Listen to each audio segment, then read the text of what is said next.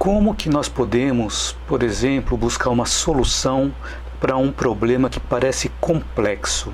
Segundo o livro Supercérebro, a sugestão de Deepak Chopra é inverter o problema que parece complexo. Aí eu tentei entender o que significa isso, inverter esse problema que parece complexo. Então o que a gente pode fazer quando pegar um problema complexo é analisar aquele problema por partes, onde nós vamos conseguir nos adaptar mais facilmente a cada parte desse problema.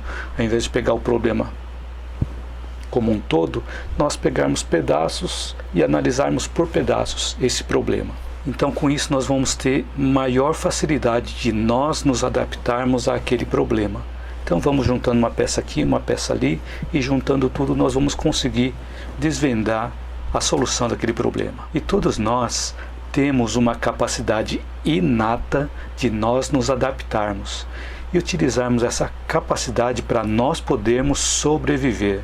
Por exemplo, nós seres humanos temos uma facilidade de adaptação aos climas mais rudes. Nós também conseguimos nos adaptar a vários tipos de alimentos. Nós podemos inclusive nos adaptarmos a cataclismos como inundação, terremotos, furacões, etc. Então, os locais onde já passaram por essas situações de cataclismos e que acontecem com mais frequência, possuem estruturas montadas para suportar essas situações, que foram adaptadas pelos seres humanos. Então foram seres humanos que adaptaram essas situações. Então isso demonstra que nós temos uma capacidade inata de adaptação. Então quais são os maiores obstáculos que impedem a nossa adaptação? Porque existem situações onde nós temos dificuldades de adaptação. Então quais são os maiores obstáculos? Por exemplo, nós ficarmos presos ou ficarmos apegados a velhos conceitos, a velhos hábitos. E nós também, por exemplo, ficarmos presos ou querendo nos manter nas mesmas condições, nós nos paralisarmos ou nós nos estagnarmos. E assim nós vamos ter maior dificuldade de adaptação, porque ficamos presos a conceitos antigos, e não nos atualizamos. Então, quando nós queremos manter os velhos hábitos e os antigos costumes que nos mantêm paralisados na mesma situação, nós temos essa dificuldade de adaptação. Por exemplo, aquelas lembranças dolorosas e aquelas experiências de derrota frequentes que nos prendem ao nosso passado, nos limita a tomar as ações devidas. Porque nós ficamos presos àquele passado e ficamos repetindo aquilo várias vezes na nossa memória, na nossa mente. Isso vai dificultando as nossas ações para caminharmos para frente. E quais são os maiores facilitadores para a nossa adaptação?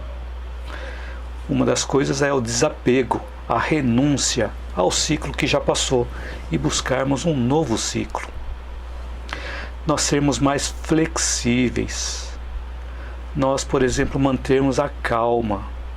Então, a forma como nós conseguimos deixar aquele ciclo para trás, através do desapego, através da renúncia, de nós sermos mais flexíveis, de nós mantermos a calma diante das adversidades, mostra a nossa facilidade de adaptação.